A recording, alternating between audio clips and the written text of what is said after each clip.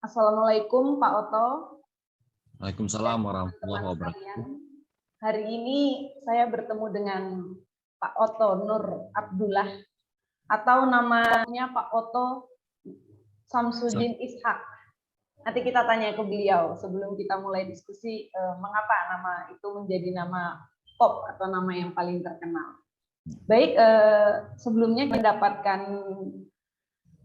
perkenalan singkat ini dari Pak Oto. Nama beliau seperti tadi, Pak Oto Samsudin Ishak atau Pak Oto Nur Abdullah, lahir di Yogyakarta 14 Oktober 59. Pendidikan beliau menjadi sarjana geografi di UGM, lalu melanjutkan geografi bidang kajian wilayah di UGM juga, lalu mengambil magister sosiologi di Universitas Gadjah Mada dan magister sosiologi bidang sosiologi politik di Universitas Indonesia.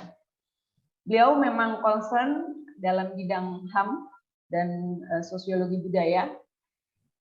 Berikut adalah perjalanan beliau. Beliau pernah menjadi Direktur Cordova, Sekretaris Komite Independent Monitoring dalam Jeda Kemanusiaan, Banda Aceh, internship di Human Rights Watch New York, hingga pernah menjadi anggota Komnas HAM dan Ketua Komnas HAM. Nah, ini menarik ini, nanti kita jangan lupa menanya beliau.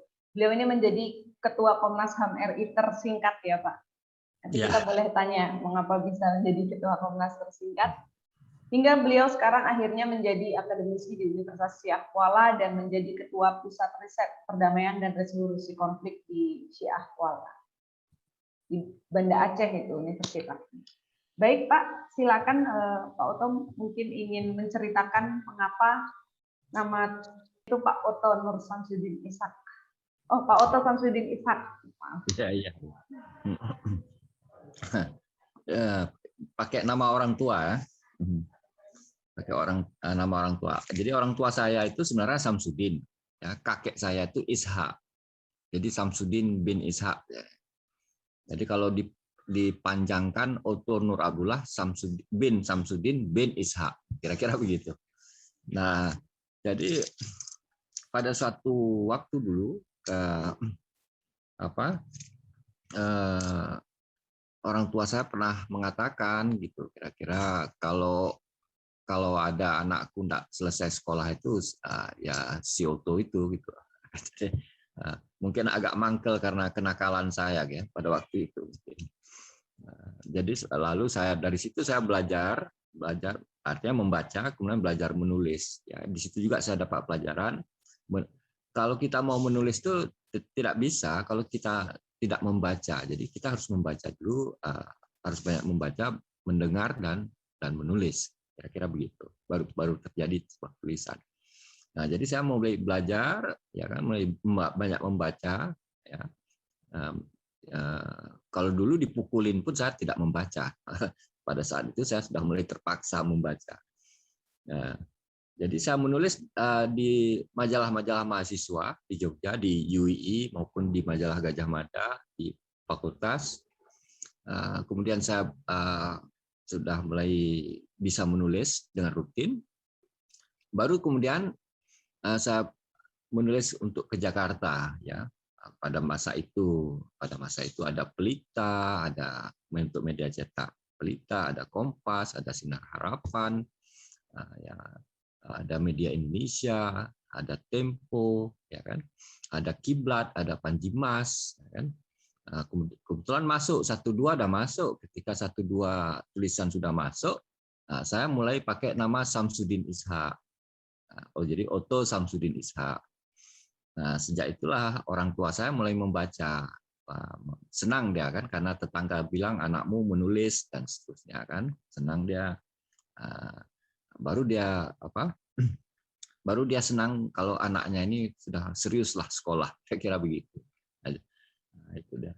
Jadi orang tua saya mulai senang karena membawa nama keluarga, kira-kira kan begitu.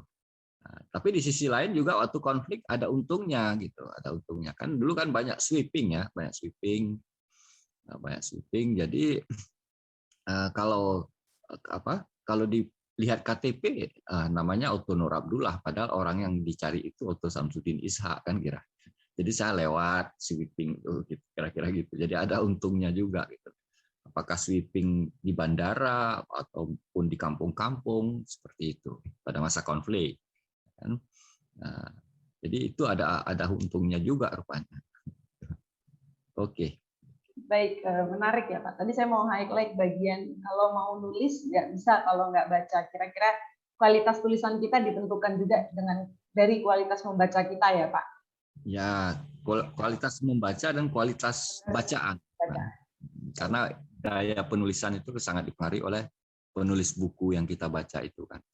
Misalnya saya senang gaya dengan katakanlah Clifford Geertz misalnya kan, kayak Clifford Geertz.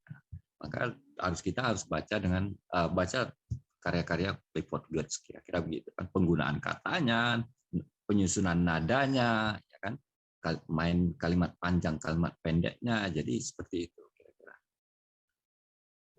Baik, untuk menarik Pak, tadi saya mau nanya bagian sweeping dulu. Perihal sweeping pada masa konflik itu Pak Oto masuk dalam kategori apa Pak? Saya karena juga sering menulis di media lokal ya, di media lokal itu kan.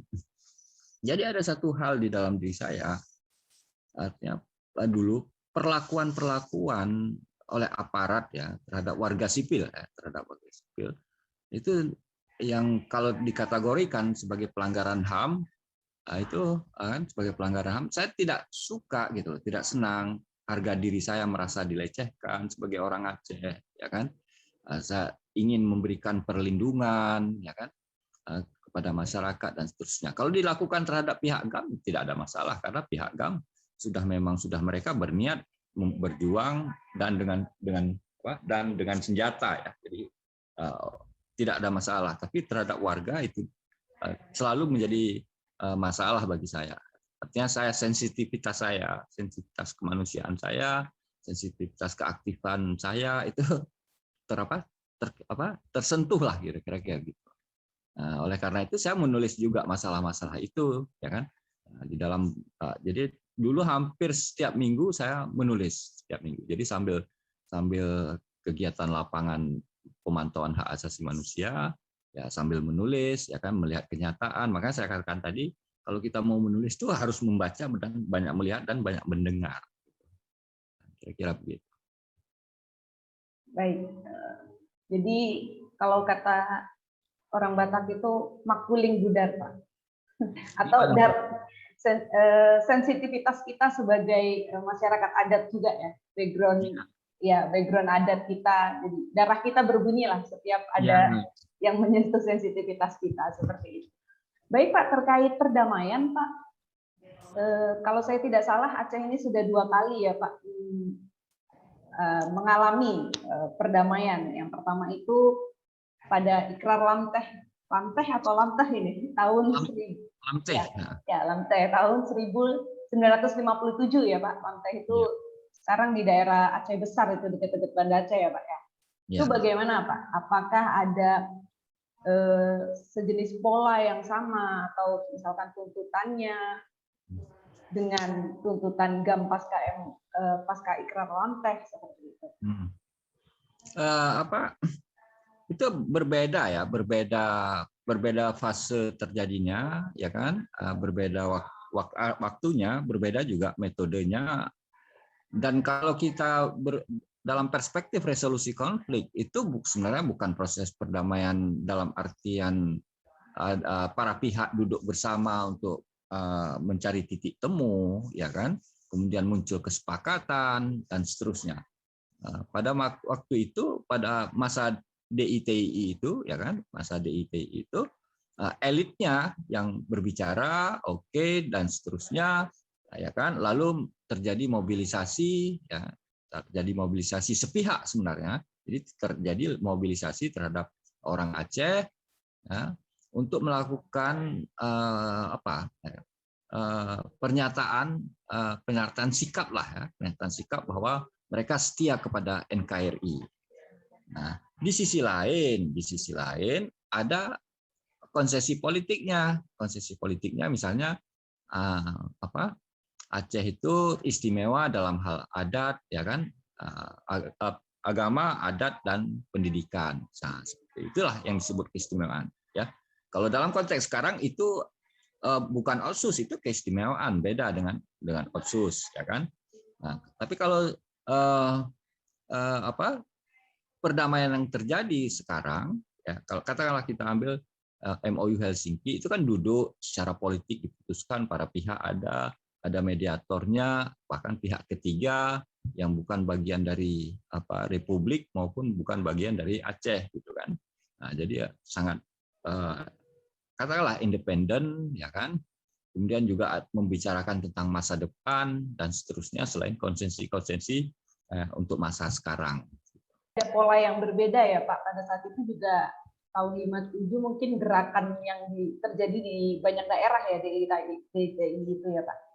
Ya, kalau dalam siapa nih yang nulis itu ya, penulis itu apa? Regional ya, jadi pemberontakan regional kan. Pemberontakan daerah.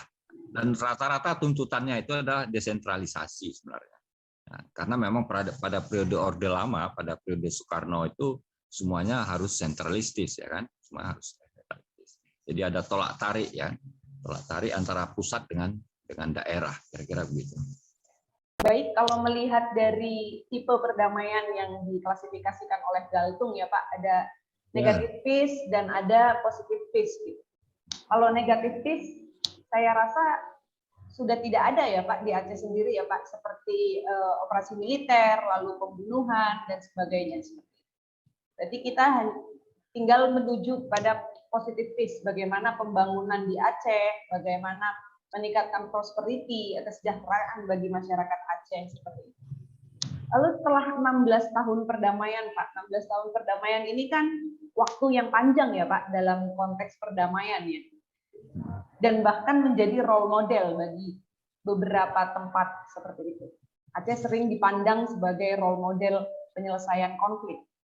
Namun sejauh mana Pak kesejahteraan masyarakat Aceh yang terbangun pasca perdamaian itu? Kalau kita ngomong kesejahteraan ya, kita ukur dari angka kemiskinan ya, kita ukur dari angka kemiskinan. Aceh adalah daerah yang tingkat kemiskinannya paling rendah paling tinggi di Sumatera, ya, itu paling tinggi di Sumatera. Nah, jadi maka masyarakat juga membandingkan antara jumlah anggarannya yang besar, triliunan, ya kan, tetapi angka kemiskinannya juga justru meningkat, gitu loh, ya, meningkat. Nah, kalau saya bisa bandingkan misalnya angka kemiskinan yang turun pada masa proses rehabilitasi dan rekonstruksi, jadi 5 tahun pertama itu, kemudian angka setelah 5 tahun BRR selesai. Jadi ketika pemerintahan berada di tangan pihak GAM, orang GAM sendiri, itu angka kemiskinan itu pada masa BRR itu 2 digit ya, atau 1 digit ya. 2 digit apa atau 2 koma lah, 2 sekian, selalu turun setiap tahun rata-rata 2 koma. Nah, pada masa 5 tahun ke depan ketika pimpinan daerah itu dipegang oleh pihak GAM, parlemen lokal juga didominasi oleh Partai Aceh, itu justru angkanya 0, ya, angka kemiskinannya turun. Jadi tidak ada satu pengaruh yang signifikan antara besaran anggaran dengan kecepatan menurunnya angka kemiskinan. Jadi nggak ada pengaruh. Justru kemiskinan semakin meningkat saja. Paling kadang-kadang turun 0,0 sekian ya kan, nanti naik lagi menjadi 0, dan seterusnya. Kira-kira begitu. Jadi nggak ada yang signifikan. Nah, kalau kita lihat secara dalam konteks MOU misalnya, bagaimana kompensasi terhadap para kombatan yang akan disediakan lahan, para korban konflik juga disediakan dan seterusnya, itu belum terlaksana sampai sekarang, ya kan? Nah, jadi apa yang dikatakan reintegrasi itu secara alamiah saja ya, seperti orang pulang ke rumahnya masing-masing kan, seperti itu. Nah, jadi tidak ada yang signifikan dan tidak ada yang monumental apa yang terhadap proses pembangunan dalam periode 15 tahun ini. Kira-kira begitu situasinya. Oleh karena itu ada baiknya memang ini dikaji ulang. Kalau kita sukses dalam proses pembangunan, dalam proses perundingan, tetapi kita tidak sukses di dalam proses pembangunan. Nah, ini ada apa kan seperti itu pertanyaan. Baik, jadi dalam hal ekonomi sendiri perlu ada perundingan ya Pak, butuh ruang antara Pemda dengan pusat seperti itu. Ya. Apakah ini sistem yang terjadi di Pemda sendiri dalam mengatur otsus, atau ada regulasi dari pemerintah yang memang menyulitkan penerapan ekonomi secara penuh di Aceh, Pak? Tapi ya. Terakhir saya ke Banda Aceh adalah bulan puasa lalu terkait sistem perbankan di Banda Aceh, bukan di Banda Aceh saja ya, saya rasa di Provinsi Aceh menjadi perbankan syariah. Bukankah itu sudah menjadi kebijakan penuh dalam ekonomi di Aceh itu sendiri?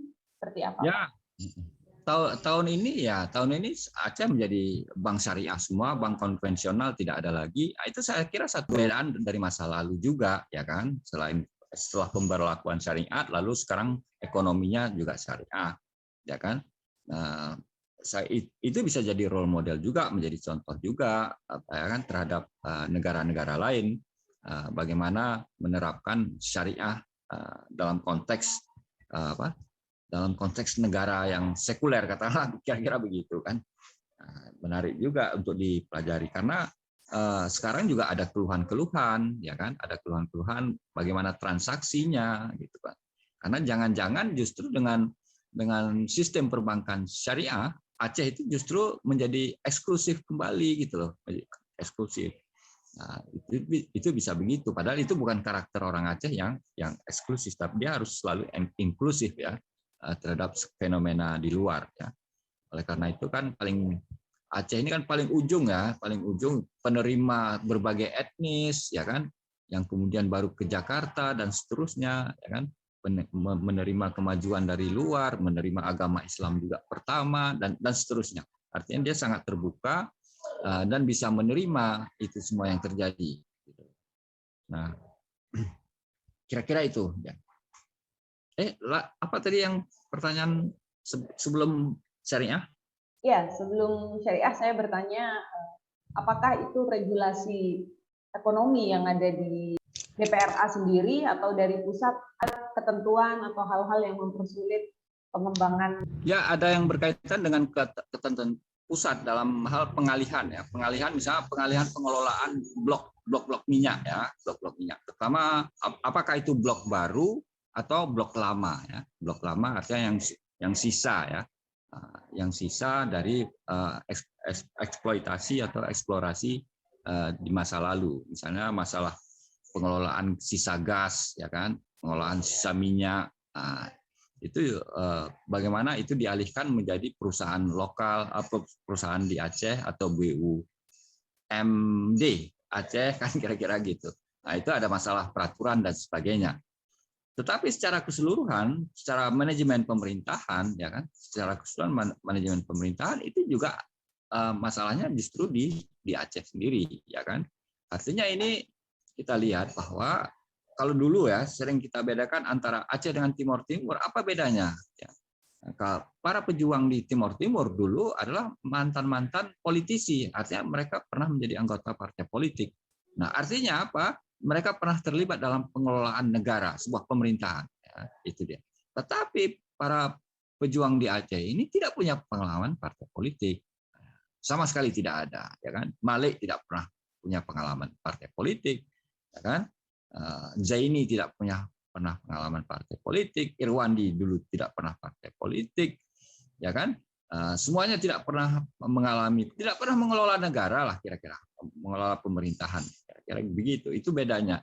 Mereka baru berbicara tentang politik pemerintahan, karena manajemen politik pemerintahan ketika habis proses perdamaian itu terjadi. Gitu.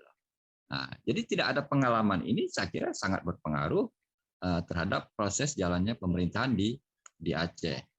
Nah, kalau istilah saya sekarang situasinya menjadi traffic jam, semuanya macet ya. Macet. Nah, semuanya macet itu artinya tidak ada koordinasi secara horizontal ya, antar institusi tidak ada koordinasi. Kemudian secara vertikal juga dengan pusat ya, koordinasinya juga jelek ya. koordinasinya juga jelek. Padahal orang Aceh itu dulu dikatakan punya lobby yang kuat untuk di Jakarta. Tapi sekarang justru mereka berada dalam posisi yang sangat buruk kapasitas atau kemampuan melobinya. Itu juga satu masalah. Jadi sekarang kalau kita bicara tadi saya katakan traffic jam, berarti ada juga permasalahan di tingkat regulasi ya. Pada regulasi pada level kanun atau peraturan daerah. Nah, artinya juga berarti penjabaran dari undang-undang pemerintah Aceh UUPA itu tidak bagus dalam membentuk sebuah kanun, ya kan? Tidak praktis, ya kan? Kalau kita lihat dari segi hierarki hukum, produk hukum, ya kan? Ikan dari yang ideal kan ke bawah itu harus lebih praktis, bisa dieksekusi langsung dan sebagainya. Kan? Lebih teknis kira-kira begitu. Nah, kalau tidak jalan berarti dia tidak non teknis sifatnya kan. Jadi oleh karena itu dalam 15 tahun pemerintahan Aceh ini saya kira sudah waktunya dievaluasi ya kan. Hasil regulasinya semuanya dievaluasi, kemudian baru kita berbicara tentang review kembali semuanya. Jadi macetnya itu bisa jadi kan karena apa? Mungkin ada satu kesenjangan antara butir-butir MOU dengan UUPA baru dengan kanun, kira-kira begitu. Nah, kita lihat di situ bagaimana sehingga pemerintahan ini menjadi lancar. Karena misalnya juga gini, yang juga parah macet itu misalnya koordinasi antara lembaga lama, ya, lembaga pemerintahan lama dengan lembaga pemerintahan baru yang merupakan produk-produk dari UUPA. Jadi misalnya bagaimana koordinasi antara lembaga Wali Nanggro misalnya dengan pemerintah Aceh, dengan parlemen lokalnya, kemudian dengan lembaga-lembaga lain, misalnya Majelis Ulama, ya kan, Majelis Adat, dan Majelis Pendidikan yang merupakan lembaga-lembaga lama yang katakan hasil produk dari DITI tadi, ya kan? Itu bagaimana koordinasinya dengan Wali Nanggro ini? Nah, itu juga nggak jalan, tidak diatur mekanismenya bagaimana, sehingga semuanya menjadi crowded ya, menjadi riuh rendah, ribut ya, dan macet, kira-kira begitu. Baik, jadi dalam hal syariat saya rasa Aceh sudah terpenuhi ya Pak janjinya untuk menjalankan syariat itu sendiri. Lalu dalam partisipasi politik juga Aceh sudah menjalankan, hanya tinggal perkembangan ekonomi itu sendiri seperti itu kira-kira ya Pak. Ya. Jadi apakah menurut Pak Oto seluruh ketentuan dalam perdamaian itu berarti sudah didapatkan oleh masyarakat Aceh? Sumber daya alam ya itu mungkin eksplorasi baru ya, itu akan muncul masalah baru ya. Artinya bagaimana pembagiannya dan seterusnya. Tetapi ada juga yang lama seperti tadi saya katakan komitmen tentang pemberian lahan 2 hektar kepada korban konflik dan pada mantan kombatan ya. Nah, itu belum terrealisasi dengan baik ya, belum terrealisasi. Nah, itu satu hal ya kan. Kemudian masalah kompensasi terhadap para korban pelanggaran HAM yang verifikasinya atau investigasinya dilakukan oleh Komisi Kebenaran Rekonsiliasi Aceh, kira-kira gitu. Jadi itu juga belum jalan. Bagaimana mekanismenya itu jadi terpikirkan juga, uangnya dari mana, ditaruh pada institusi mana, seberapa besar, dan siapa yang akan menerima, nah, seperti itu. Jadi itu juga belum terjadi. Jadi masih banyak PR saya kira. Kalau kita berpegang kepada MOU masih banyak PR. Mungkin salah satunya juga dalam nota kesepakatan MOU tersebut dalam pasal penyelenggaraan pemerintah daerah di Aceh yang akhir-akhir ini booming belum terrealisasinya ya Pak, bahwa Aceh memiliki simbol-simbol wilayah tersendiri seperti itu, seperti bendera, lambang, himne seperti itu. Saya kurang tahu apakah lambang dan himne dan bendera itu sudah ada di Aceh atau bagaimana? Itu dalam kaitannya dengan pusat ya. Pusat belum memberikan apa saya katakan ya, stempel legalnya kira-kira gitu belum diberikan oleh pusat.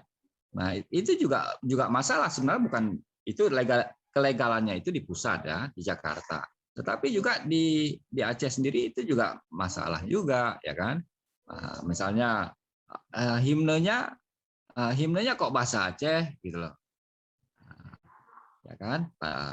Karena kalau kita lihat secara historis sebenarnya, ya kan, kejayaan Aceh ini pada masa kerajaan dulu adalah dengan menggunakan bahasa Melayu, ya, bahasa Melayu.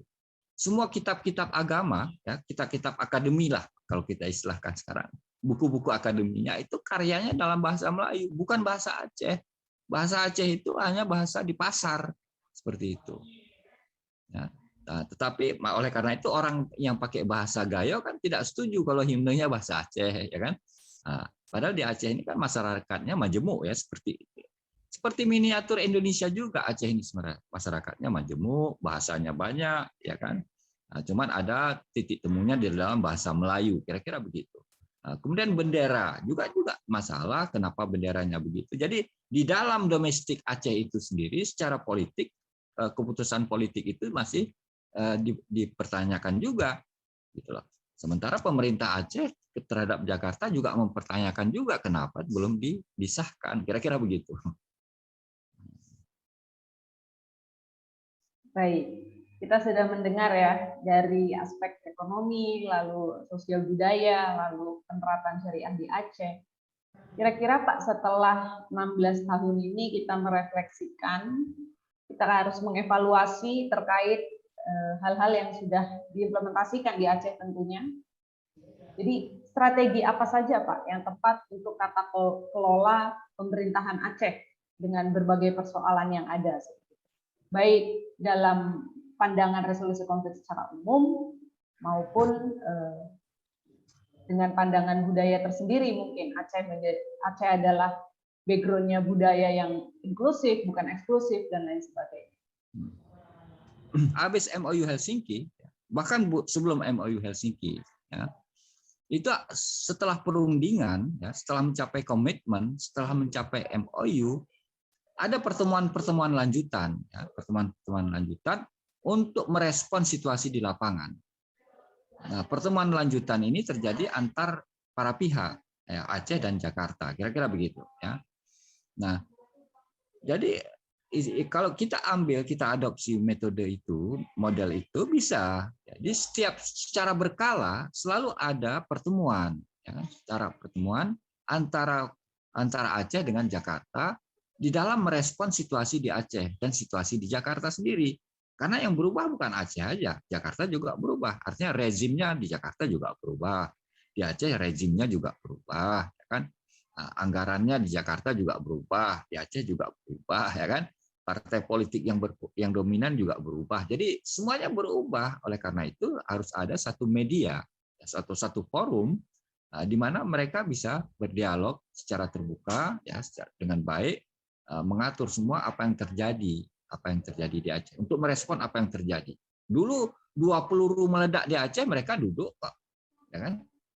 Duduk untuk membicarakan bagaimana ini kita merespon situasi, kan gitu. Nah, sekarang ketika kemiskinan meningkat, ya kan, ketika janji-janji dalam MOU Helsinki belum terpenuhi, tidak ada satu forum untuk menyelesaikan itu secara bersama, ya kan? Yang ada statement pers Jakarta bilang, oh kami sudah memberikan semuanya dan sebagainya. Nah, orang Aceh bilang, ya kan, kalau orang Jakarta teriak dari Monas, ya kan, dari Monas sudah saya berikan semuanya, ada semuanya.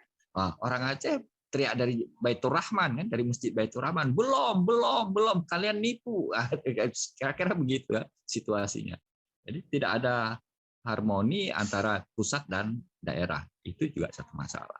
Nah, ini ya, hal-hal begini ini, nah, kalau tadi berbicara tentang role model untuk proses perdamaian, jadi ada 2 hal, ada 3 hal ya, yang harus diperhatikan kalau ingin menjadikan role model. Pertama, persiapan pra perundingan. Kemudian apa yang terjadi di dalam perundingan Dan yang ketiga implementasi hasil perundingan. Itu harus dipelajari gitu loh. Jadi misalnya kita mau pakai Aceh sebagai role model untuk menyelesaikan Mindanao atau Filipina Selatan, apa kemudian untuk menyelesaikan yang belum terjadi, misalnya apa yang terjadi di Patani, misalnya bagaimana, ya kan? Kemudian kalau itu pun mau dipakai untuk penyelesaian Papua, lalu apa gitu. Jadi harus dipelajari betul-betul dalam 3 fase itu apa saja yang harus dilakukan. Baik, belum nanti Pak Oto menyampaikan pepatah ya, pepatah Aceh mungkin yang berkenaan dengan hal-hal berikut. Saya tertarik sebuah kalimat dalam unggahan artikel Pak Oto 4 hari lalu mungkin ya Pak, terkait moto Aceh. Ya. Ya, jadi ini juga tadi disebutkan oleh Pak Oto. Kalimat tersebut bunyinya gini, moto Aceh sudah terjebak di jalan Diponegoro, pasar Aceh, manakala masih menjadi terminal labi-labi. Maju tidak, surut tak bisa. Geser ke samping, diteriaki oleh publik dan sopir labi-labi lainnya. Jadi kira-kira itu menggambarkan menurut trafiknya yang rumit dan kusut sekarang, dan Aceh juga berkembang secara evolusi menurut Pak Oto, seperti itu kira-kira ya Pak. Jadi evaluasi itu menjadi hal yang paling penting selama 16 tahun ini. Sekalipun Pak Oto juga sepakat bahwa perdamaian Aceh sudah layak menjadi sebuah role model ya Pak bagi konflik-konflik domestik di negara lain seperti itu. Atau mungkin untuk memandang Papua seperti itu ya Pak. Ya. Atau mungkin untuk memandang Papua meskipun nanti disesuaikan dengan kondisi permasalahan dan budaya setempat Pak. Seperti itu Pak kira-kira. Ya, kalau kita sederhanakan ya, semua suasana atau anatomi konflik yang rumit pasca damai yang rumit begitu ya kan, itu kita kan punya masa lalu, kita punya imajinasi politik lah, bagaimana bernegara waktu konflik kan, selalu bilang kita akan merdeka misalnya, kita akan pemerintahan akan kita pegang sendiri, kesejahteraan akan maju seperti Singapura atau Hong Kong, ya kan seperti itu kan orang dulu ngomong pidatonya kampanye pihak GAM misalnya. Nah, jadi dalam ada satu moto hadis maja, pepatah Aceh, ada satu pepatah begini, ya kan? Nah, kalau kita pandai dalam mengelola, buah labu bisa kita masak menjadi serikaya, ya kan? Kalau kita pandai, buah labu ujit ke asokaya, kira-kira begitu, ya kan? Jadi begitu hebatnya pengelolaan, begitu pentingnya manajemen, begitu pentingnya, ya kan? Bagaimana kita bisa membuat sesuatu serikaya yang berasal dari telur, tepung, ya kan? Tapi kita buatnya dari buah labu, ya kan? Kan hebat betul itu kemampuan itu kan? Ya, dari buah labu menjadi serikaya, itu kemampuan manajerial yang luar biasa. Nah, tetapi kalau kita nggak bisa mengelola itu, ya kan? Kita balik, serikaya pun jadi rasa buah labu, kan begitu jadinya. Nah, kondisi Aceh sekarang seperti itu. Dulu ketika pemerintahan itu dikelola oleh Jakarta, katakanlah itu kan kampanye begitu, semuanya menjadi jelek di Aceh, kan? Kemiskinan, pembangunan jalan jelek dan sebagainya, dan kesejahteraan, kan? Nah, lalu dikatakan kalau aku pegang pemerintahan di Aceh, akan kubuat seperti Hong Kong, misalnya, akan kubuat seperti Singapura. Nah, sekarang pemerintahan itu sudah berada di tangan mereka, gitu loh, di tangan mereka. Nah, tetapi tidak terjadi situasi perkembangan atau tren, katakanlah tren seperti di Singapura, seperti di Hong Kong. Artinya apa? Ini kan mereka tidak mampu mengolah, ya kan, mengolah sesuatu atau bahan-bahan dari serikaya sehingga hasil akhirnya adalah buah labu, kan kira-kira begitu. Nah, itu dia. Situasinya begitulah kalau kita gambarkan dalam hadis maja lah, hadis maja. Kira-kira begitu. Baik Pak Oto, terima kasih atas penjelasan Gadimadah dari Acehnya. Pertanyaan terakhir Pak, saya pernah membaca artikel bahwa Pak Oto pernah mengundurkan diri menjadi Ketua Komnas HAM dan menjadi mantan Ketua Komnas HAM tersingkat di Indonesia. Oh ya, ya jadi saya adalah salah satu ketua Komnas HAM yang paling singkat ya, sekitar 4 bulan. Jadi prosesnya itu begini, dan tidak benar kalau saya dikatakan mengundurkan diri, tidak benar. Jadi prosesnya begini. Jadi waktu pemilihan, ya, pemilihan dengan peraturan yang dibuat pada periode lalu. Artinya ketua itu seorang ketua itu mempunyai masa tugas 2,5 tahun, kemudian dipilih lagi dan boleh dipilih kembali, seperti itu. Nah, jadi saya dengan peraturan itulah saya terpilih dengan suara terbanyak pada saat itu, lalu dikukuhkan sebagai ketua Komnas HAM dalam periode 2012 sampai 2017. Nah, dalam perjalanannya kemudian dari luar muncul isu bahwa saya akan mengupayakan peradilan bagi para jenderal. Itu isu dari luar. Nah, tetapi isu di dalam terjadi persekongkolan di antara atau sejumlah komisioner untuk menggantikan saya, apakah itu ada kaitannya antara isu di luar dengan apa yang mereka lakukan, saya tidak tahu.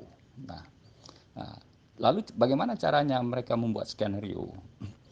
Mereka merubah peraturan itu, bahwa ketua Komnas HAM itu dipilih setiap tahun. Jadi masa kerjanya itu hanya 1 tahun, ya kan?